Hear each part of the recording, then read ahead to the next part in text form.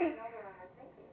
And that's one of the reasons that it's not just women, because men are looking at the buff, the stereotype of the guy who spit is in the, washboard ass, and they're feeling just as much as women are that we don't measure up. Because that's satisfaction. It's considered normal. It's considered a normal part of every person's existence. It's pretty bad. You might actually feel like there was something wrong with you if you were satisfied with yourself. And actually, when I do conferences and regular conferences, I'll have people stand up and I'll ask a series of questions.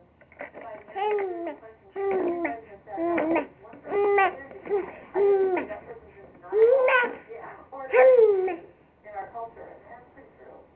When I, started my walk with God years ago, I mean, I just literally hated myself. And, I've been abused by my dad and had all this shame and guilt and condemnation, and it's been a long, long journey, but I've come all the way full circle to actually being able to say, I really love myself. And, when you stand up and say that, even in Christian circles, you can almost feel like, well, I don't know if you should be saying that or not.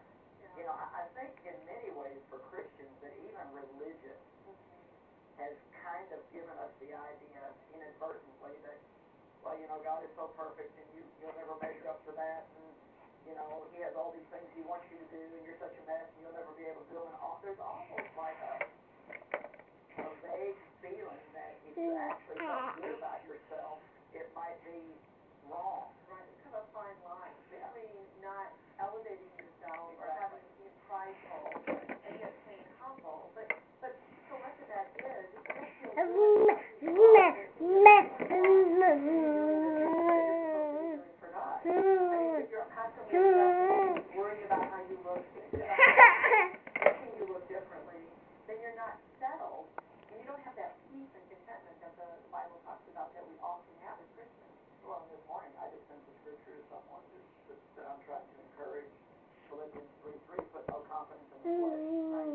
On outward appearance and physical advantages, but our confidence in Christ. God still has to remind me of that when I go out many times. I'll just say He has a lot of confidence. But the way that we feel our decision that we make. And we have it in the right place in the Lord. But, it's interesting to talk about you through that journey, that struggle through the shame and the things that were done to you in childhood, that those kind of things. But I didn't have that kind of background, and I still struggle. And I was a Christian. I had been a Christian for most of my life, and I still struggle with liking who I was. Even though I wasn't really focusing on meditating on the Word of God and letting it get to my spirit. I was okay. The larger things of the culture pretty much defined who I was. And if I'm telling I struggle with liking myself for years.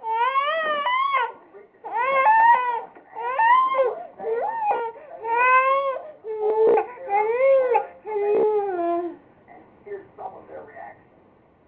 Well, I was born the age of the hippie, and now I'm just hippie.